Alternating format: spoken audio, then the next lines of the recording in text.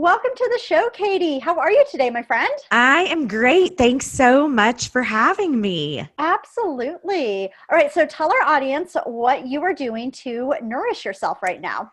Yeah. So, as I've been thinking through how I want to spend my time in 2019, I've really come up with two big things. The first thing is I'm saying yes only to things that I want to say yes to. And if it's not a hell yes, then it's a hell no. Mhm. Um, I think in 2018, I said yes to so many things that weren't aligned with what I love, what I enjoy, kind of where I'm going, what kind of goals I'm trying to meet. And so I'm really focused on that. And then the second thing, the way that I fill my tank is spending time with people, and specifically ambitious, savvy women. Those people are my jam. And so I'm making time within my calendar, not only my own space to do things like exercise and, meditate and things like that, but I really am taking time to spend energy and experiences with other amazing women that I enjoy. Mhm. That one, I love that one. Okay. Yeah. So, I feel like everyone needs to do more mhm. of that. Just say yes to the things that light their Yeah. fire, so to speak, and say no to the things that don't serve them. We're just such people pleasers. So We are. And I think the thing is that we as women, we tend to do this to each other, right? We use I'll get my friend involved and she'll say yes to whatever it is, whether it's within a job or a community, volunteer aspect, that kind of thing. Or maybe it's even like helping. And I get it. It takes a village to take care of kids, but we say yes to so many things. And the other thing is we feel guilty when we don't say yes. We Mhm. feel guilty when we say no to other people and people that we love and respect. And the reality is, if we love and respect them and they love and respect us, then a no, and just the word no, is a complete sentence. And we got to start owning that. It doesn't have to be, no, I can't do that because I have 27 other things going on. Sometimes no is just, no, I can't do that because I have a date with myself to sit on the sofa and read a book. Saying no, it's a big thing. And when we say no, we leave room in our life to say yes to things that matter. I mhm. think that's the most important part. Yeah, definitely. And, just say no because you don't want to. I mean, Yeah. Yeah.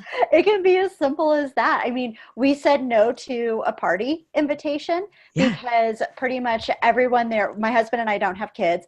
Everyone who is going to be there, because we've been to the same party before, they all have kids. We have nothing to talk to them about. Yeah. And it was just miserable. So we said no. And most of the time I would have given like, oh, we can't because of blah, blah, blah. And I just Right. said no Yeah. and Thank just you. left it at that. And Like, and thank if you. you feel that you have to say something, you say thank you for the invitation. We're Yeah. unable to make it. Mhm. Yeah. Like I don't need to give a reason, but it was just, I don't Yeah. know, it's such a cool moment where I didn't feel like I needed to, I don't know, make up some BS excuse. Yeah. Absolutely. I love it. Yes. I love it. hmm Yeah. I know. And for some reason, that makes me just like envision in my head, like the old saying, like when one door closes, like 1,000 other door opens. Hmm. So like give yourself the time to say no to things because that means something better is out there for you. Absolutely. And I see that in my business all of the time. I used to take on clients that weren't fulfilling and frankly I didn't like working with. And I see this with so many people. No matter if you own your own business or you work for someone else, you say yes to things and we say yes because oftentimes we think that nothing else is out there, right? It's Hmm. this place of lack instead of place of abundance. And what I realized is the more I said no to things that weren't ideal, the people that I want to serve, like I said no to coaching men, which a lot of men were kind of upset about. And I'm like, well, yeah, but I really like coaching women. And frankly, my male clients weren't doing the same kinds of things that my female clients were. So I stopped saying no. And all of a sudden I had a flood of female clients come my way that were more suited for, what I do in my business. So absolutely. I totally Mm, think that there are so many opportunities. We just have to go get them. yeah. Yes, and I am so excited to talk to you about your business and learn more about what it is that you do. So can you, I was Yeah. going through your website and I was just like so fired about reading just like your story and everything that's on there. Sure. So we've got your bio that we read during our intro, but give our listeners just a little bit more information about what it is that you do. Yeah, absolutely. So I have to say that I'll have to start with where my journey was. So I'll just quickly tell you that I was a box checker. And for any of your listeners who have read Becoming by Michelle Obama, when she describes being a box checker, I remember reading it going, yep, that was me. I graduated on Saturday from college and I went to work on Monday in my very first job. And I climbed the ladder within a nonprofit fundraising. And I found myself as an executive, and I had a corner office. I had everything that I thought I wanted.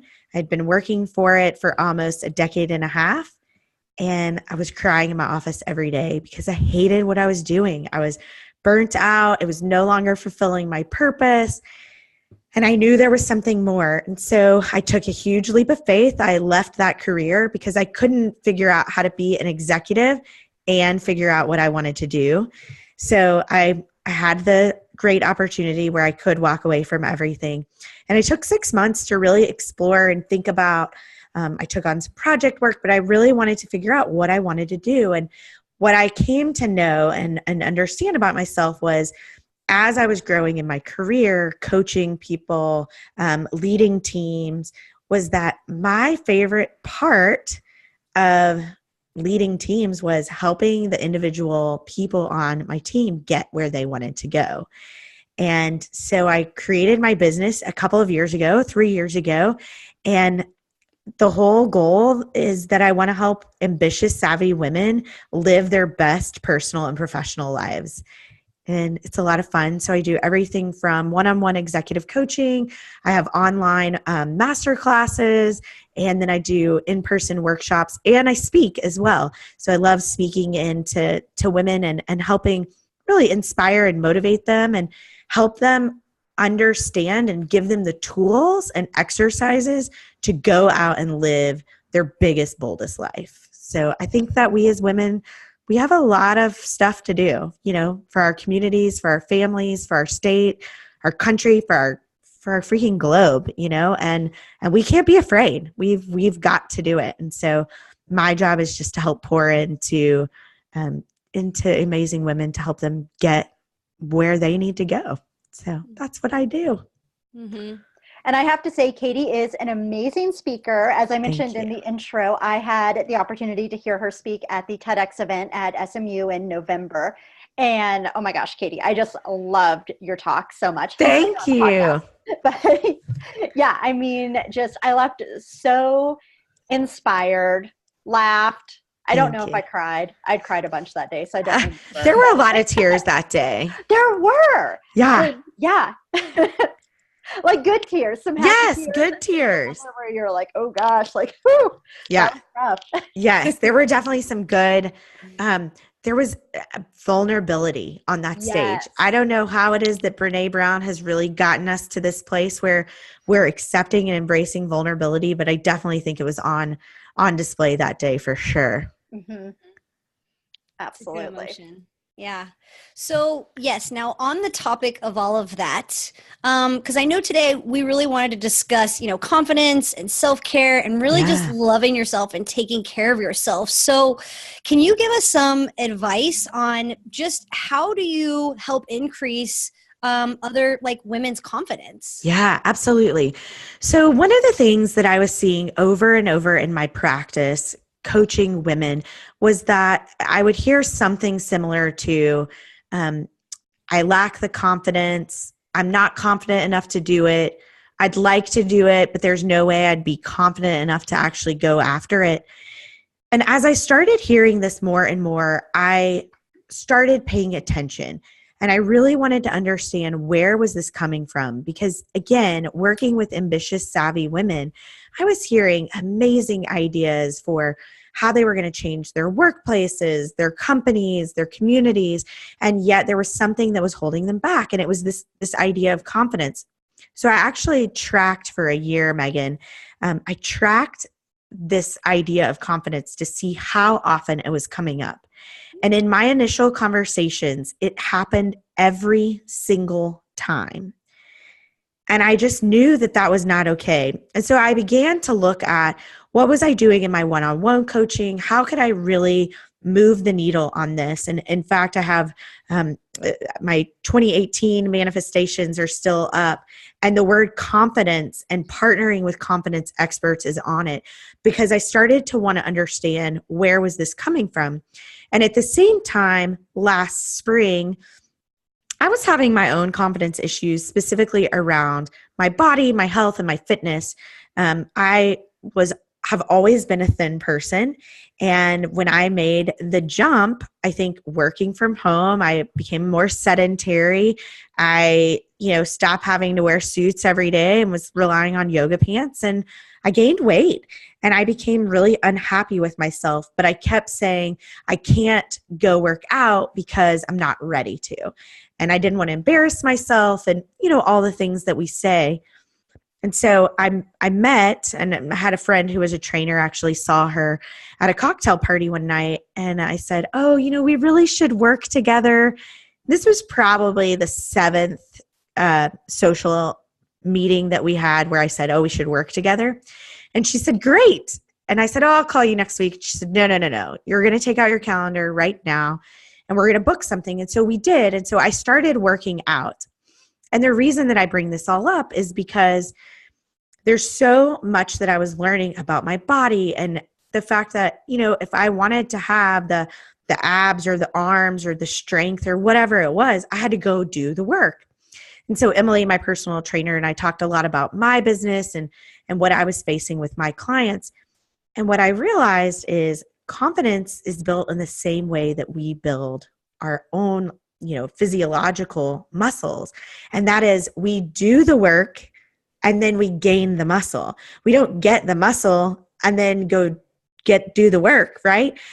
So it's counterintuitive because when I think about my clients, I kept hearing like, when I'm confident, then I'll go and do the hard thing, right? When I'm confident, I'll raise my hand for the promotion. When I'm confident, I will put myself out there on a dating website. When I'm confident, I will start the business of my dreams. And what I realized was, first of all, we have all been through hard things. We have. If you have gotten to the place where you're 18, 20, 22 years old, you have overcome something in your life and you have been building these confidence muscles. Now, they might be dormant and you might not be super connected with them, but if I could help people figure that out, then what could we do? And so one day I just sat down. I was lacking my own confidence. I sat down. It's actually, you can't see it, but I have this huge sticky note to the right of me. And I labeled it the badass stuff I've accomplished, which I have a new name for it, which I'll tell you in just a minute. But I just started writing out like, what is everything that I've done that was hard and difficult and I was nervous about or anxious about? And, I have everything from quitting my job and not knowing what I was going to do, right? Because that was huge.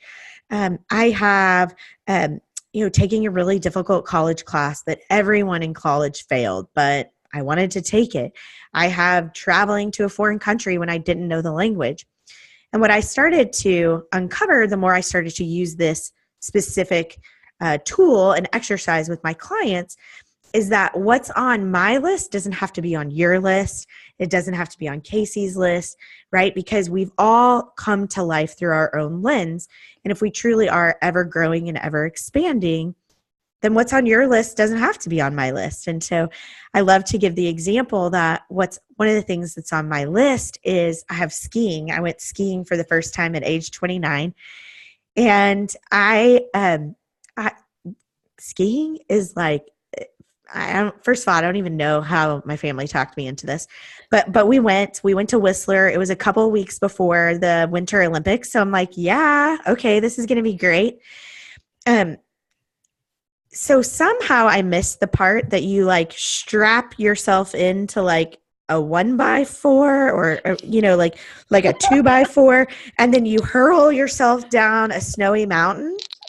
And I didn't realize this. I don't know why. And I'm not one for cold, and I'm, starting a podcast, like that's scary. Like going skiing, that's like terrifying. But I did it. And here's what I realized. It's on my list because it scared the bejesus out of me. But here's the other thing. I hated skiing. You'll never find me skiing. Casey was saying that one of the things I said in my TEDx talk that is so true. Like, I would rather put on 4.5-inch stiletto heels and go stand at a cocktail party on a concrete floor than ever put a pair of ski boots on and try and hurl myself down a mountain. Like, no, thank you. Absolutely not. And so I know there are other people who are going to be like, oh my gosh, skiing. Like, yeah, it was hard and it's on my list, but it's on their list for a different reason. And so what I want to show people, though, is that when you have your list, and I had just had a workshop a couple of weeks ago, and so in preparation for the workshop, we were getting ready, and I decided that, if I was going to take this into companies and do more formal things, perhaps we should have a fancier word than my badass list of stuff I've accomplished. So we've rebranded it the confidence resume. Ooh, yeah, love that. My confidence resume. And so we had big ones printed up for everybody and real nice heavy cardstock so that you could write on it and post it somewhere. And the reason why we wanted to use the word resume is because just like our work resume, it's something that we continue to add on to, right? It's not something that you just do once and then you put away. Every day, every month, every year, every decade, we're doing things that are pushing us out into our comfort zone. And we're doing things when we're scared and when we're nervous, even when we're nervously excited.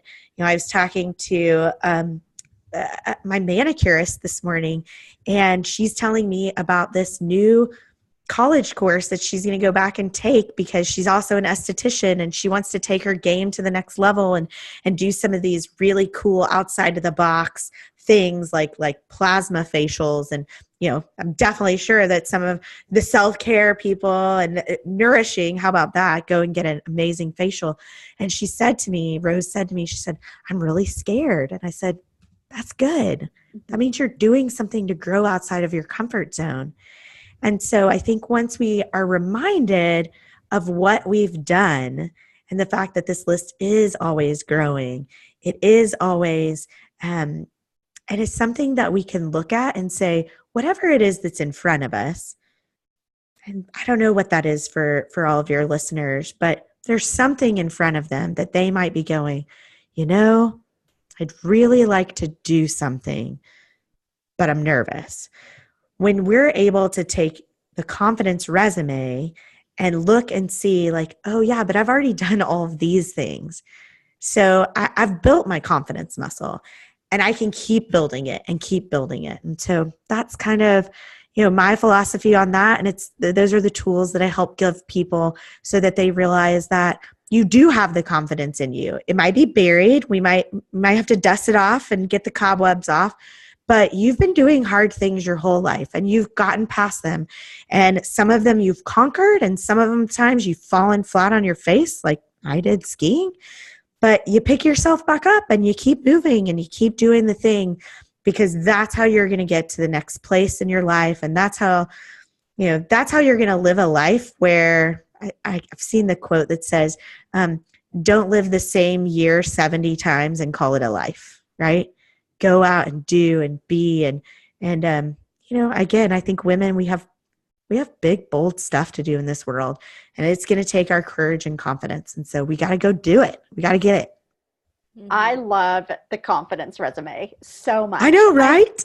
Because I think it's such a good exercise because as women, we tend to not self-promote ourselves or we feel bad talking about our accomplishments. I mean, no matter what it be, going down a slope when you're skiing. Megan and I both snowboard because the boots are more comfortable. So. I wish I would have known that. But I mean, freaking hard. And, just building up that confidence and everything. So it's interesting. Something that I'm doing this year I'm calling it my F fear jar. Okay. And so it's kind of like a gratitude jar, but every day I'm writing down what I did to make myself feel uncomfortable. Oh my gosh. Reaching out to somebody to be on the podcast or going down a harder run snowboarding than I normally would do. Like just something to make it where you're like, oh, I'm kind of scared. Yeah. So I should probably come up with a better name than the F fear jar. But I don't know. I kind of like it. I think I'm going to have to I'll give you credit, but I think I'm going to have to start using that with some of my clients and be it's fun, right? It is. Yeah. It totally is. Do the one thing every day that scares you. Yeah. And when you write it down, then you can go back and look at it and be like, oh, that used to scare me. Like, what the heck? Yeah. Just like you said, you build up that muscle, just like working out where, okay, this no longer makes me feel uncomfortable. It's no big deal. Absolutely. Well, and I mean, y'all know you've started this podcast. People ask me like, how did you start your podcast? I'm like, scared. Like, I didn't know, like some professional online told me this was the microphone to get. And, and then I made mistakes and then I had an editor tell me what I did wrong and I learned. And, this episode that we're releasing this week is totally different than the first episode we released. And, you guys know this. It's anytime we do something that we feel unqualified for, right? And yet it's funny because when we look at kids, kids on the playground, they're not worried like, oh, I'm going to fall. They're like, I'm going to fall and I'm going to get back up. Mm-hmm. And in some ways, I think, it's funny. In some ways, I think that maybe I should be a snowboarder because they fall all the time and they get back up. We just have to. Yeah. Otherwise, you're stuck on the top of the mountain and you can't ever get to the bottom where après ski is. And I like après ski. So you got to get down there. Exactly. Yeah. That is the best part of the day. I think so. Yeah. Or, we've kind of gotten into a habit of doing a couple of runs and then going and having a Bloody Mary. Oh. Yes. That has been Shane Langford would like that. He loves a Bloody Mary. Yeah. It's nice because you get in a couple of runs, get things going, then go have your Bloody Mary. I love it. Sets you up for a solid day. Yeah, there you go. Uh-huh. And then the runs after your Bloody Mary are even more enjoyable. Oh, yeah. Talk about I'd probably just fall more. But then you laugh about it. Well, there you go. Whatever. Yeah. That's hilarious. Now, what are some things that people can do to have a job that they love? Yeah. I love this question, Casey, because that is something that I'm super passionate about. Again, when I think of, I was just reading the other day, Gallup's new State of the American Workplace. And so we have some new statistics that have come out. 67% of people in the United States are either not engaged or disengaged in their work, which means that only 33% are engaged in their work, which is scary. I mean, I think if you're a business owner or you're in leadership in any company, that should terrify you. Mm-hmm. And the other thing that it said is, which was also not shocking, just given what I do, but I think for people who aren't living this space of working with people to get jobs, it's probably shocking. 51% of people are either looking or are open to opportunities. So again, half of your workforce. And the thing about it is that I think the number one step where we mess up, and I don't think it's any of our fault. I think we either do it subconsciously or we do it based on external factors, is we are not clear on what we actually want. So when I start working with a person, I can say like, tell me about your ideal day, or, what is it that you want in your next role? And they can list 27 things that they know they don't want, but they have a very difficult time articulating what they do want. And so what happens is when we're so focused on what we don't want and we go into an interview process, we typically get another circumstance of what we don't want, because we're not prepared with questions of what we do want. We haven't been really thinking about that. When we're networking, we're not talking to people about what we want. Or if we are, we're not doing it in such a way that is, we do it at like high levels. Like, I want a boss that I like. Okay, what does that mean? Does that mean you want to, like, I've had clients who've said, I want a boss that pushes me every day and is super assertive and holds me to my goals. Then I've had people who've been like, I want a boss who leaves me alone and lets me do my job. Well, those are two very different things. And so if you just say to somebody, in an interview process or in a networking meeting, I want a boss that I like, that's not clarity enough. That's not clear enough so that you can go on. And so I think the number one thing that people have to do is we've got to get really clear on what we want. And then the second thing that I think we have to do is we have to be comfortable talking about it.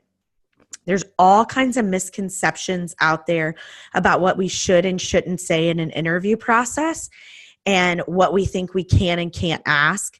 And I think that we've got to really start to take apart the interview process. This is not 1960. We're not going to IBM to wear a blue suit for the rest of our life for 40 years. This is an interview is a two-way dialogue and conversation. And even if you're in a current situation, I was working with a client a couple of weeks ago, loves her job, had her review, and she was surprised by it. And she said, what can I do? I don't want to be surprised by an interview. Well, we have to take ownership, right? If we want feedback more regularly, we've got to schedule the meeting. We've got to plan the agenda. We've got to set the expectation with our leader to say, this is the feedback I'm looking for. This is how I would evaluate myself. What else do you think that I should do? But I think we need to stop being fearful that we're lucky to have a job, and we have to start really believing that they're lucky to have us working for them. And we can be okay with that, and we can be okay with tough conversations.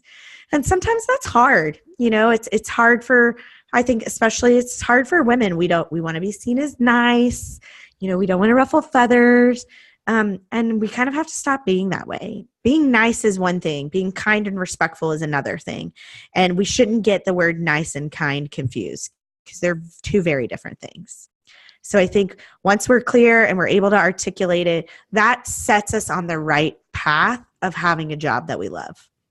You bring up such a good point about it being a two-way street during an interview. And this was something, in like your first job interviews, you're just like, oh my gosh, like I'm so lucky that even interviewing me. And, you're like, oh, I have no questions. I'm just so happy to be here.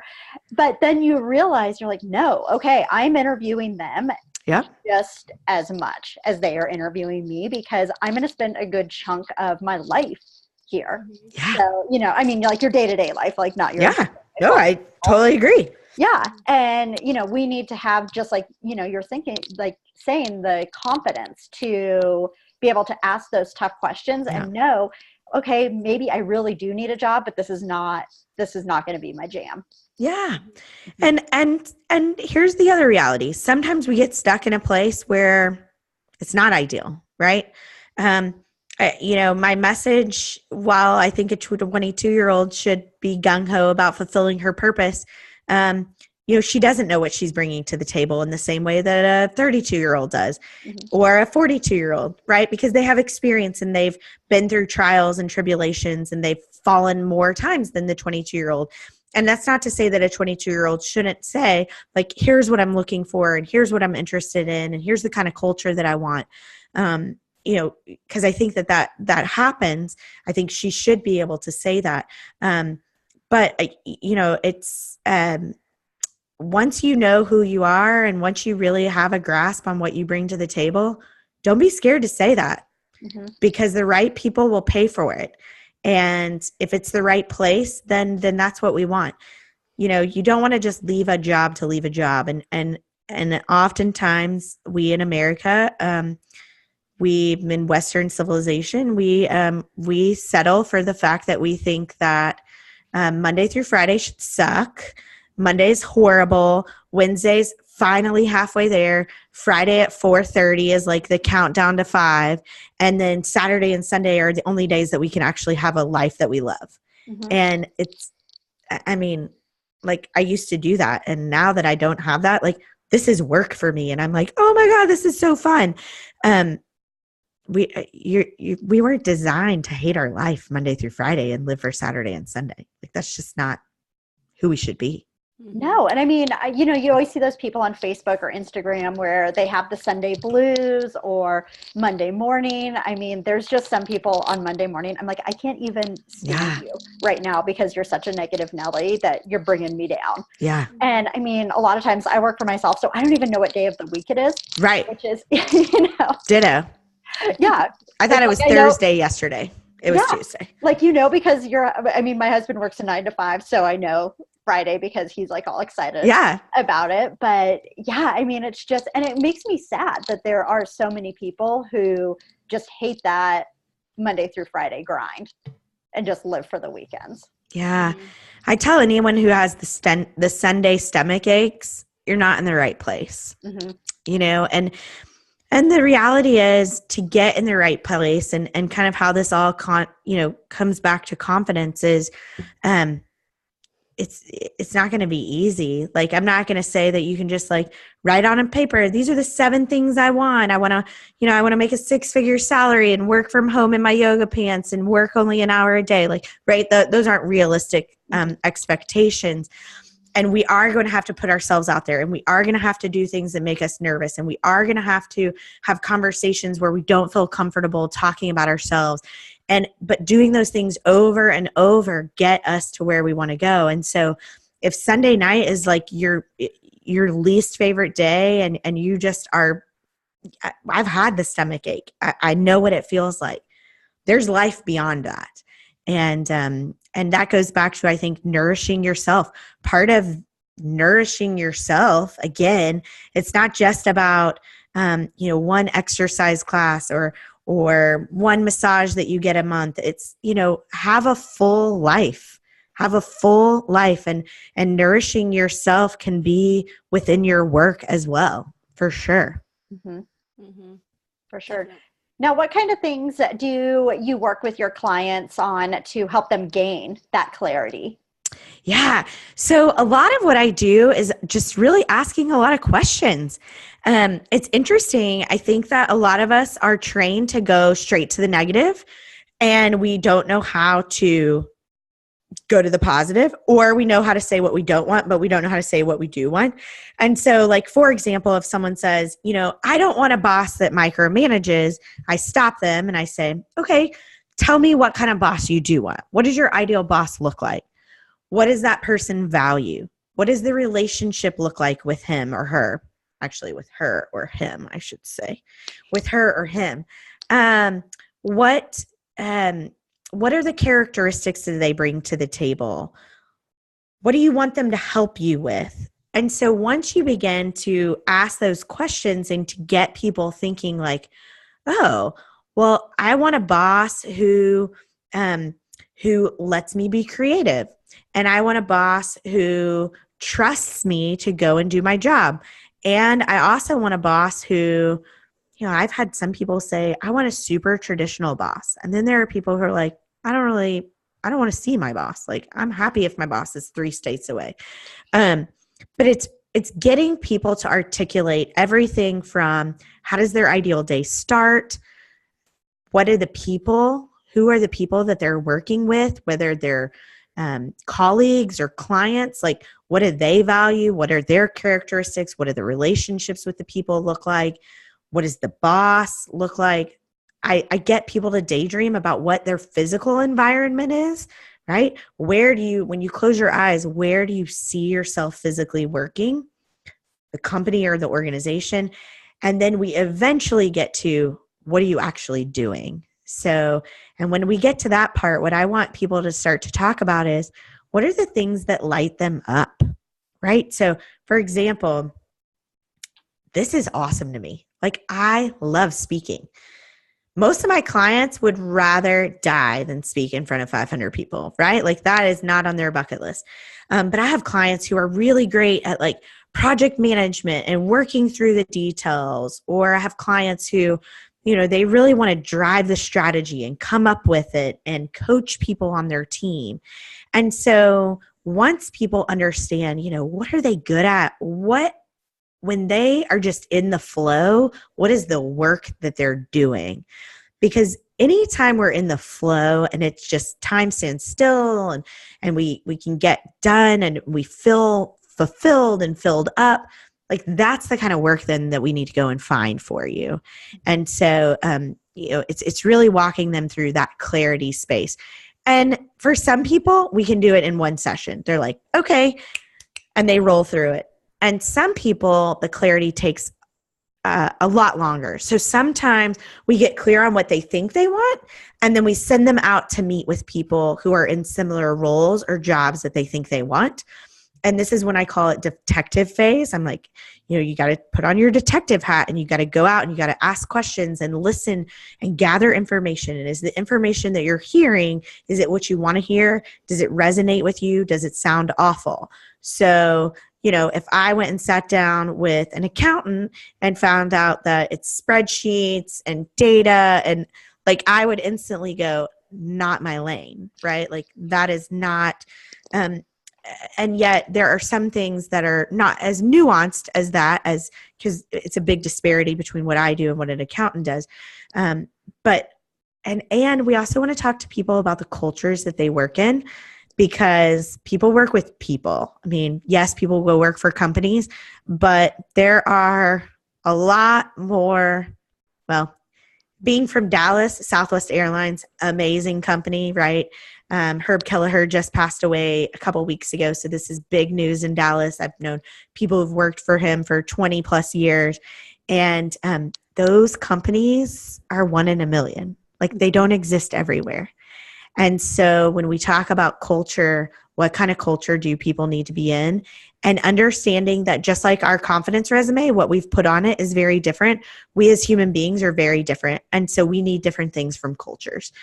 Some of us can work in super traditional, wear a suit every day. I had a client who's like, no, I never want to go work for a company where they wear jeans because I am not comfortable doing that. Then there are creative clients that I've worked with who are, work for marketing firms, and they're like, I want to see a foosball table at work. I think there's a space for everyone, but not every space is for everyone, if that makes sense. Mm-hmm. Definitely. Side note, have you ever listened to the podcast How I Built This? All the time. The one with Herb Kelleher was so good. I don't think I've listened to that one. Gosh, I should go back and listen. Yeah, it was so good. Just his vision for the company. And I mean, it was his side hustle. Yeah. Who starts an airline as their side hustle? Oh, so totally funny story. When I was in between high school and college that summer, I worked for Red Lobster, the Red Lobster was right down the street from Southwest Airlines headquarters here in Dallas. And this was totally back in the day when there was like smoking and non-smoking sections. And this man would come in almost every day around 2:00, and he wanted to sit in this very specific, we only had one smoking section, this very specific booth with this very specific server. And he always got a wild turkey. And it wasn't until I had been meeting him every day and he remembered my name. And I was like, oh, this guy's really nice. Finally, our manager was like, that's Herb Kelleher, right? The CEO and founder of, this is when he was still the active CEO, the founder of Southwest Airlines. I'm like, this was 20 years ago. I was like, oh my gosh, that's so cool. So, everything you've heard about him, he really is that great. So I'll have to go and listen to that, that How I Built This. Yep. It was so good. Yeah. That's cool. I haven't checked that out yet. I'm obsessed. I ordered Glossier makeup because I listened to the podcast and I was like, she's amazing. This is a company I want to support. I think Guy Raz does a phenomenal job just getting people to tell their stories. Mm-hmm. Mm-hmm. Very cool. It's on my to-do list now. Yeah. That's awesome. Well, so with getting individuals to really understand what exactly they want, really envision that and get it pretty concrete, because that's a hard task to do, to really get people to sit down. Because I think what you mentioned earlier, it's really easy for people explain the 100,000 things that they don't want, but it's really difficult for people to say, this is what I do want. Totally. So yeah, with getting the clarity in mind, now what are some of the things that you help guide people through with like self-care? Because that's a big part of like taking care of yourself and getting clear on things is really taking care of yourself, right? Yeah. So yeah, like how do you get people into the regimen of like self-care and just guiding them with how the heck they do it? Yeah, absolutely. So I think that first of all, I love that the topic of self-care is now in like everyone's everyday vernacular. I think that's huge. I think that a lot of the things that people do in self-care, people used to say were woo-woo, and they didn't think like they had time for it or it wasn't important. And I think that, you know, the more that we rely on these things and are constantly connected, this idea of disconnection. And, you know, there's a reason why when you're on an airplane, and this is what I tell my clients, especially the ones who dig in and say, I don't have time for self-care. There's a reason why we're told to put on our oxygen mask first and then help others. And we as women, if we pour everything out of us and we don't refill what recharges us, we have nothing to give to anybody else. And that's one of the things that I talk to my clients a lot about, and I talk on my podcast about, is like you have to take care of yourself. And so I am really big on journaling and meditating, prayer if you have a religious background. If not prayer, then meditating. I still recommend meditation for everyone. And what I like to help people understand, just like any self-care routine, even if it's exercise, right? So I go to a trainer now several times a week. That was really hard, right? I had to find the time, make the time, set it as a priority. It felt awkward. I didn't always like it. And I think the same thing happens when we start self-care routines, is that it feels uncomfortable. You know, I think that my favorite thing to do, and really what I like to encourage my clients to do, is journaling, because again, getting clarity, I think, comes from spending time with yourself. And so what better way to do that than spend 5 to 12 minutes a day with your journal and a pen and no other distraction. And yet people come back to me all the time and they're like, I hate it. I'm like, okay, keep doing it. You know, it's like when my trainer, when I hate push-ups, and she's like, you have to do them. And I'm like, I hate it. And she's like, yeah, but you're not going to get better if you don't do it. And I think that's the thing about self-care as well. And I don't, you know, even if it's, I'm going to take a 20-minute bubble bath, for some people that would be really hard. It'd be hard to, you know, make sure that the kids were down in a time that you can do it. It would be hard to not get on your laptop and get back to work. It would be hard to, you know, carve out that time. And one of the things that I help really coach my clients to do is, you know, the number one person that we say no to and break promises to in our lives as women? Ourselves. We're like, oh yeah, I'm going to totally do that. And then we're like, oh, but my family and my business, or my work, or my volunteer organization, or my church, or my synagogue, or whatever, we put everyone in front of us. And we have to stop doing that. Like, we have to say, I need time for myself. And I realize that some people are in the state of life, in the place in life where it can't be an hour, but can it be 10 minutes? Can you do a gratitude journal for 7 minutes a day? You know, can you find that time? And so I really just want to help women figure that out. And so one of the other things that I love doing, and this has been kind of tough to watch as I've started doing it. You know, the confidence resume is one thing. Like, what have you done that's been hard and you've overcome, or what have you? I sometimes, and I should do this all the time, so in case clients are like, you've never had me do that, I have my clients write a list of what they love about themselves. And you would be shocked at the feedback that I get from that. Everything from there's nothing I would say that I love about myself to I'll try, but I'm only going to use the word like. And I think that when that is happening, when I see that, that for me is a huge disconnect, that you're not nourishing yourself. You're not taking that self-care. Because if you would speak that way to yourself, are you speaking that way to other people? And I highly doubt that you are. And so, for me, that notion of self-care isn't just about what we can offer the world, but again, I don't think that we were created to not love ourselves. I think we were created to, there are things about me that I love, and I cultivate that and I work on it. And, I want that for all women. There are things, if you can look at your best friend and tell her what she loves, what you love about her, I sure hope she can tell you what she loves about herself too. Mm-hmm. Does that answer your question? That was kind of I kind of went multiple different ways, but no, it was beautifully said, for sure. Okay, good. Yeah, and I think that makes a really good point, because I think a lot of women nowadays, if they were to really sit down and be like, what do you love about yourself? I think that's a really hard answer for a lot of people to answer, because we're so judgmental on ourselves more than, other people. And we all know how judgmental other humans can be towards other humans. Yeah. So it speaks mountains. And I really, listen, I think the media has a lot to do with this, especially when we talk about women.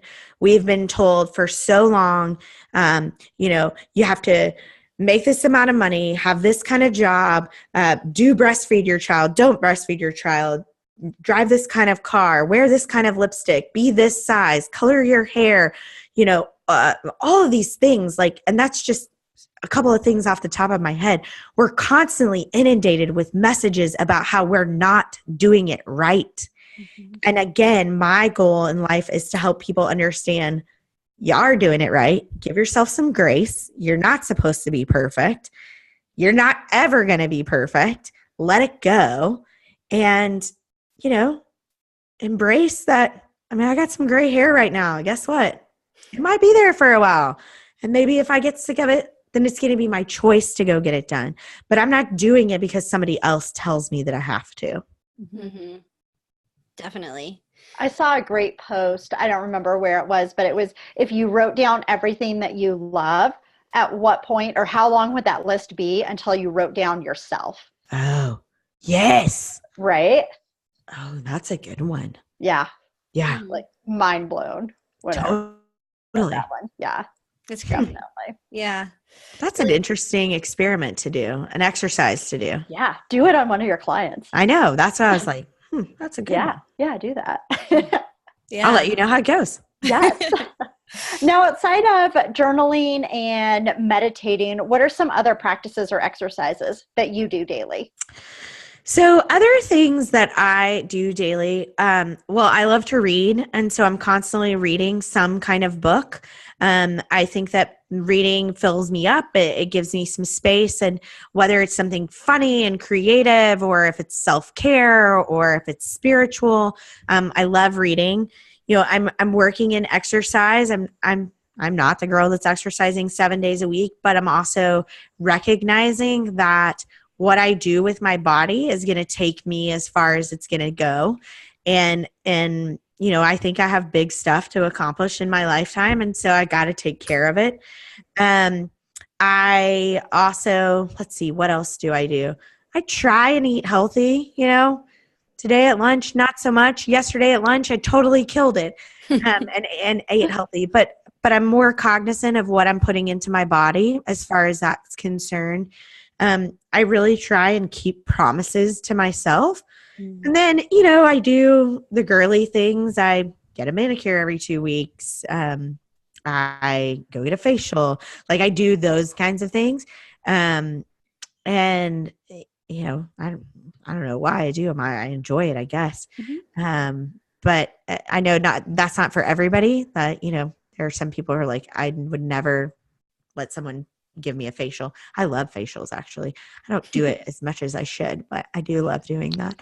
But I would say I'm also very particular about who I spend my time with, Mm-hmm. and cutting out toxic relationships and relationships that that no longer serve me. And I want to say, because I know when I said that, I was like, oh, that's not how I want to say it, but it is how I want to say it.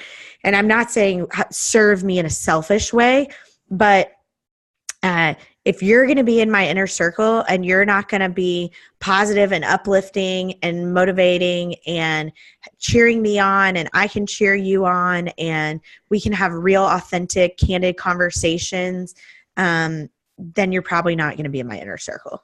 Mm-hmm. I know people who choose to wallow in self-pity all the time, and I don't have time for that. Mm-hmm. And that's, for me, that's protecting my own thoughts so that I don't go down the rabbit hole of negativity, because I don't want to spend my time in that. I've done that in the past, and it's not worth it for me personally. Mm-hmm. Yeah. I mean, especially if you're hanging out with people and you feel drained afterward, where you're just like, oh, like, thank goodness that's done. Or you get that pit in your stomach when you have to hang out with them, like, in air quotes, have to hang out with them. Yeah. No. Okay. Something needs to change here. Yeah. Yeah. And I think that we as women have a challenge saying no to toxic people. And whether it's toxic friends or toxic, I know people who are in toxic relationships. They know they're in toxic relationships and they stay. Mm-hmm. So I really am trying to guide my life. I'm, almost 40 years old now. And I think, well, gosh, if I have another 40 and it goes as fast as this 40, then I really have to be protective of my time and who I am, who I'm sharing that energy with. Mm-hmm. Mm-hmm. Definitely. Yeah. Yeah, that's a big one. It's funny when you really think about, like, caring for yourself and how you can put yourself in a position to grow and just spiritually, educationally, in your work, whatever it is. I mean, that's one of the pieces of the puzzle, is really who you surround yourself with, right? Is the energy that you feed off of. Yeah. And so that's the other thing, is, like, your boss should be extremely motivating and want you to advance and promote and, like, do better, be better type stuff. And if that's not the type of boss that you work for, then it kind of all goes back to, like, what you're doing and how you can find something that you love. Yeah.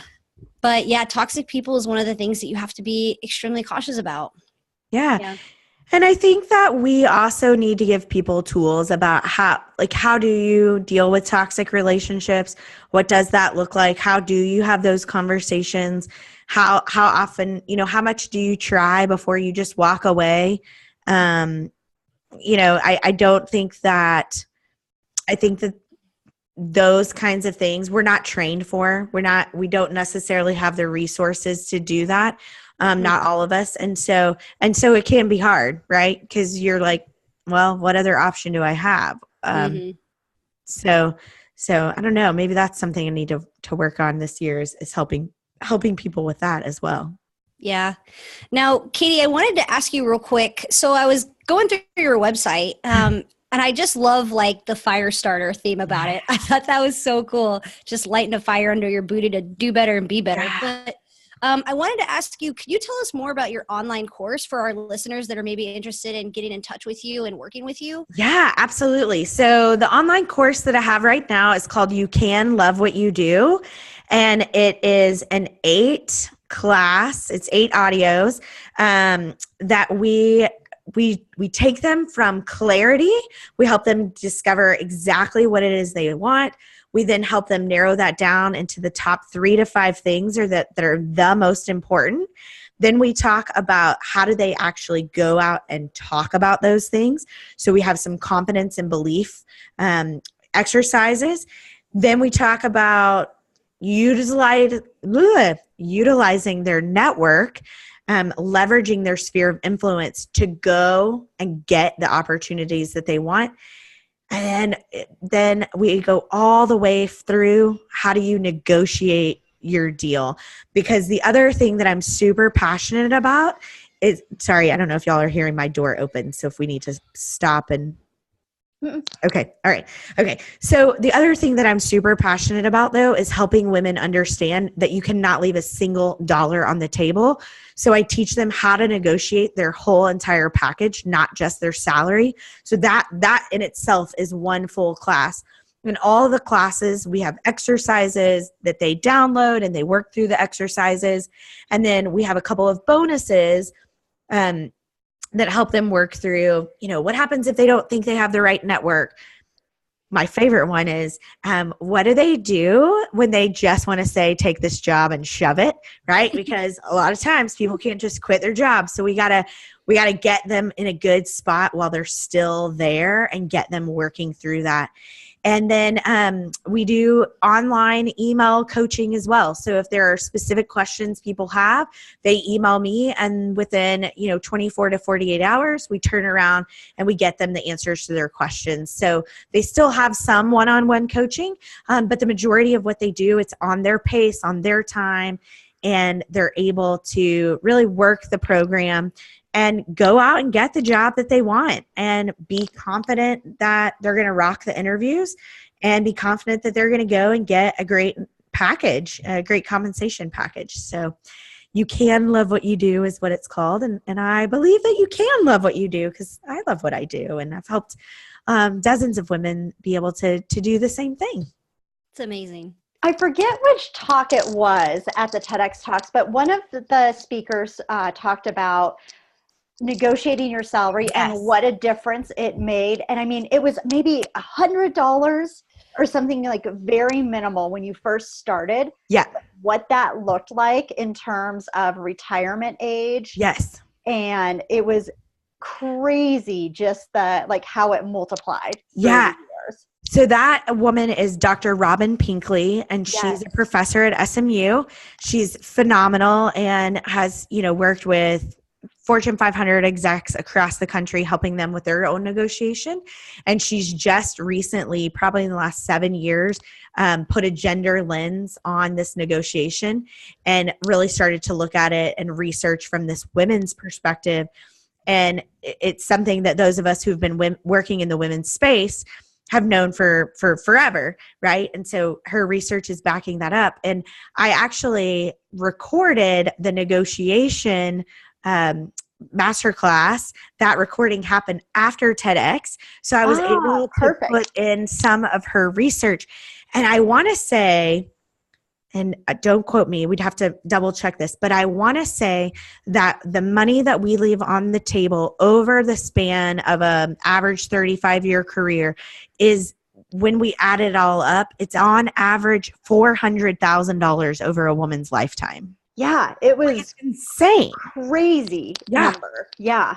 That's wild. Yeah. I was just talking to a client today.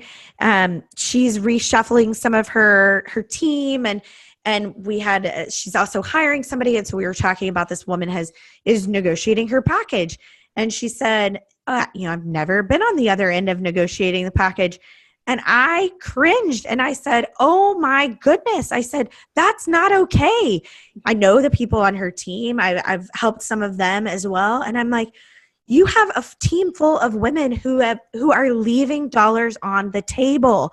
And you as a female executive should be pissed about this. Like, we as women have to look at each other when we're in places of hiring positions and say, sister, you need to ask for more. Yeah. And we as women leaders, we need to go fight for more for our sisters.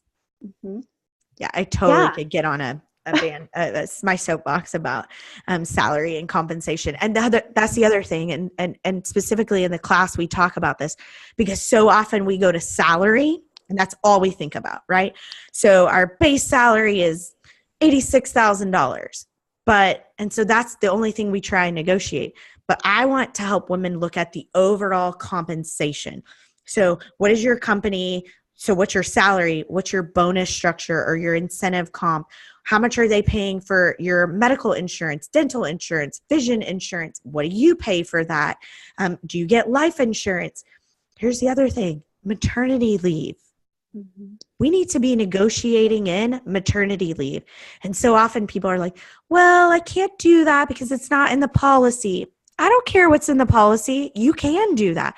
You can absolutely say, I'm happy to take your job and work for you. And if I have a baby, I want 4 months off and I want 4 of them paid, right? So we can negotiate those kinds of things. We can negotiate all kinds of stuff. And in that particular class, we actually have a worksheet where we help people think through all the different things because we want to look at total compensation.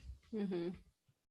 Yeah, such a good point because most people do just stop at salary. Yeah. Where they're like, oh, yeah, I negotiated this killer salary, but I get like 4 days of vacation a year. Yeah. Yeah. I'll never forget. I got hired at an organization and I negotiated my vacation. Well, I negotiated my salary, my title, and my vacation.